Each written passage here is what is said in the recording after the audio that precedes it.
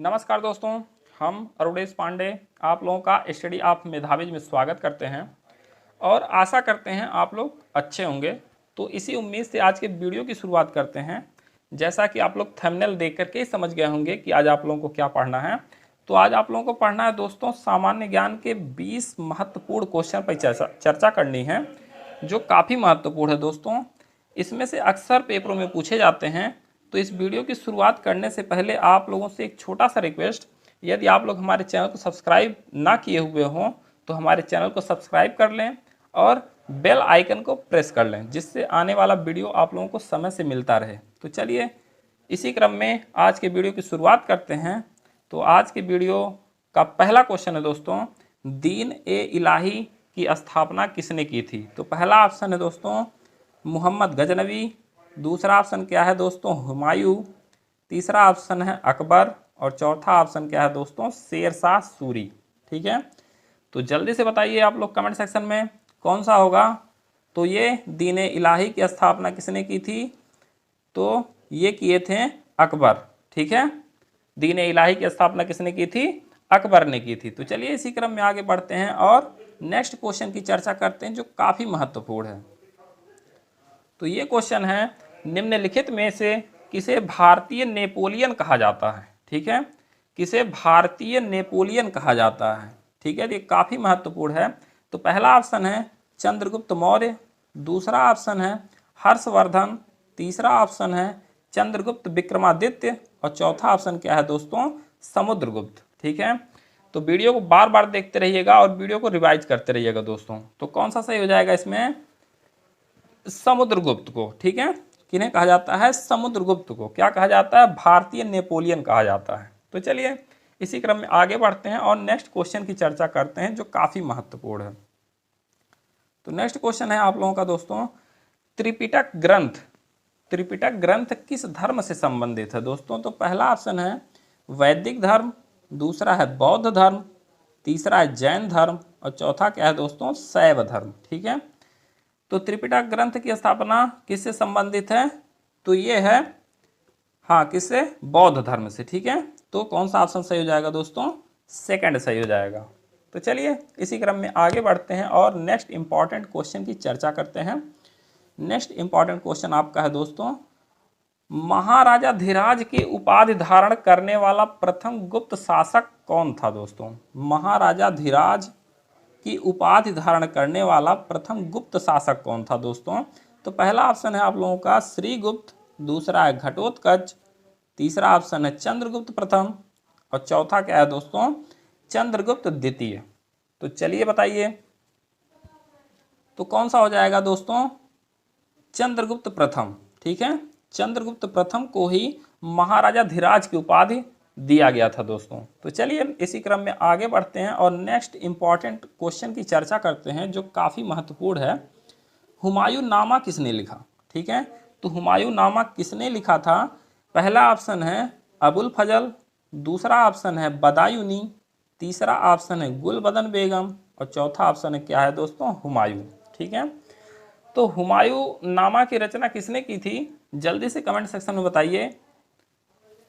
हाँ, तो कौन से थे दोस्तों, किसने किया था? तो हुमायूं नामा की रचना की थी गुलबदन बेगम ने। ठीक है, तो चलिए इसी क्रम में आगे बढ़ते हैं और नेक्स्ट इंपॉर्टेंट क्वेश्चन की चर्चा करते हैं, जो काफ़ी महत्वपूर्ण है।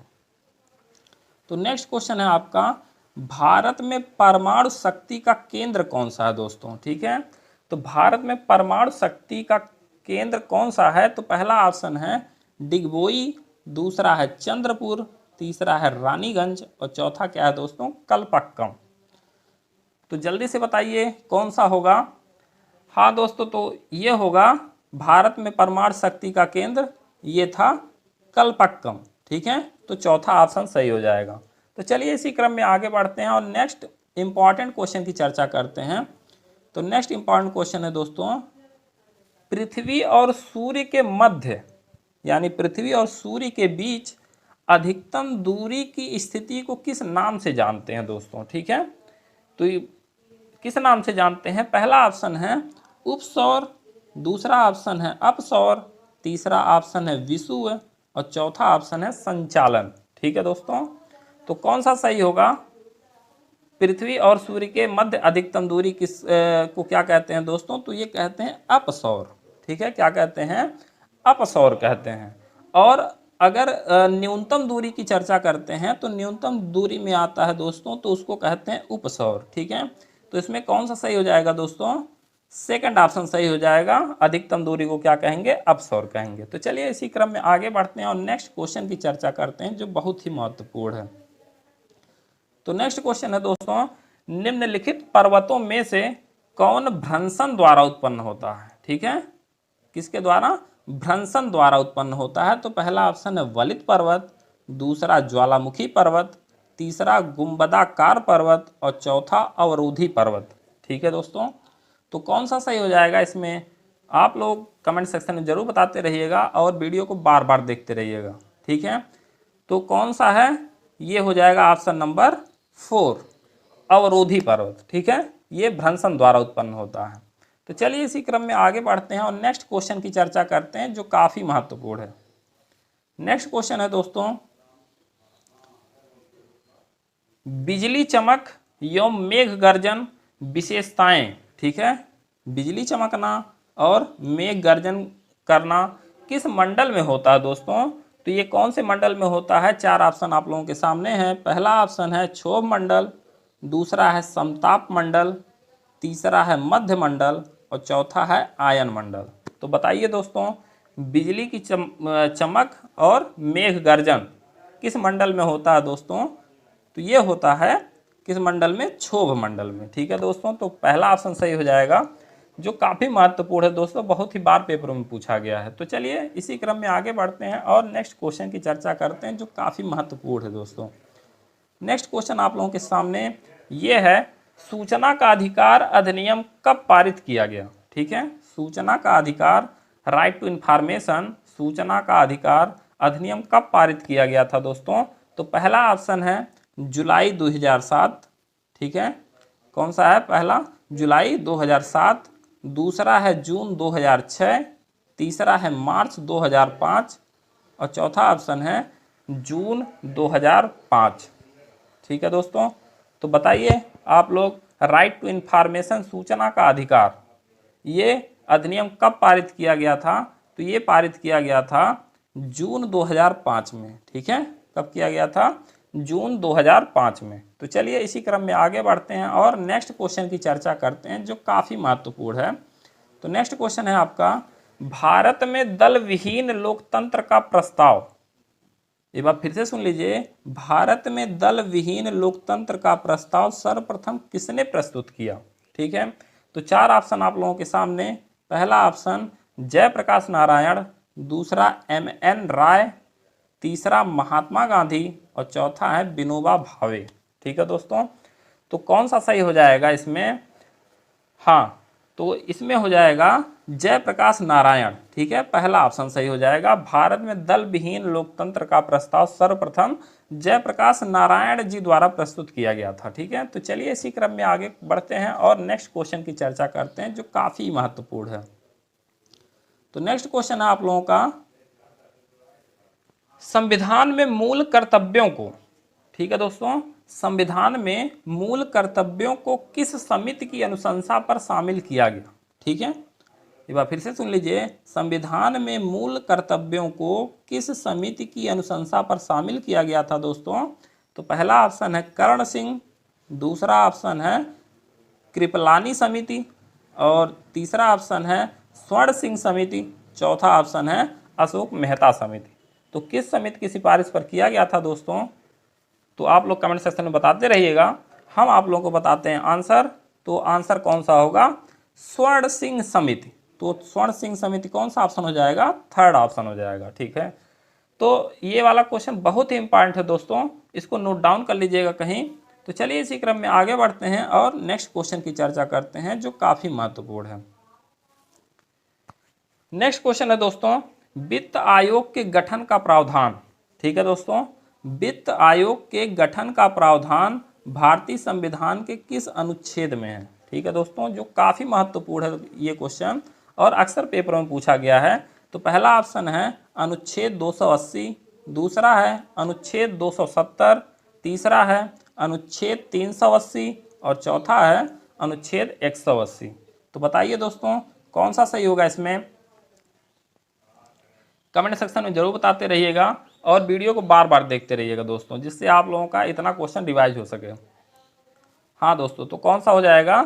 अनुच्छेद 280 में। ठीक है, तो चलिए इसी क्रम में आगे बढ़ते हैं और नेक्स्ट क्वेश्चन की चर्चा करते हैं जो काफ़ी महत्वपूर्ण है।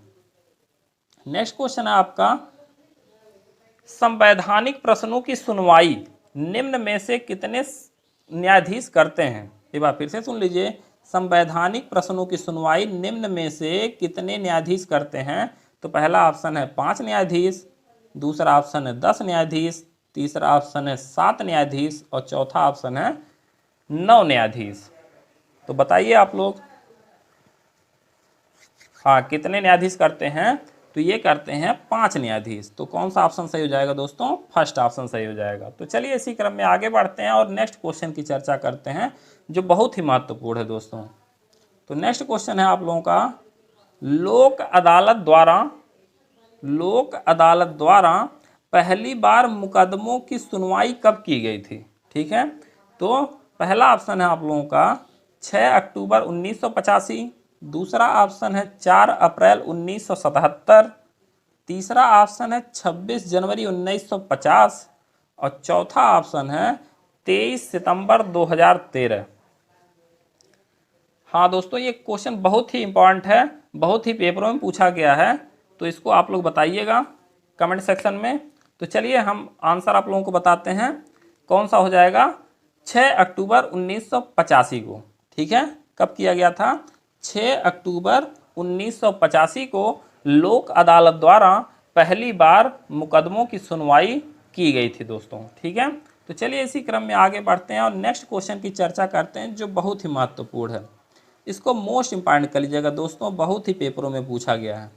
ठीक है, तो ये क्वेश्चन, संविधान सभा किसके अंतर्गत स्थापित की गई थी? ठीक है दोस्तों, संविधान सभा किसके अंतर्गत स्थापित की गई थी? तो पहला ऑप्शन है आप लोगों का क्रिप्स मिशन, दूसरा ऑप्शन है कैबिनेट मिशन, तीसरा ऑप्शन है वेवल प्लान और चौथा ऑप्शन है नेहरू रिपोर्ट। ठीक है दोस्तों, तो कौन सा सही हो जाएगा आप लोगों का दोस्तों? इसको कमेंट सेक्शन में आप लोग बताते रहिएगा। चलिए हम आप लोगों को आंसर बताते हैं।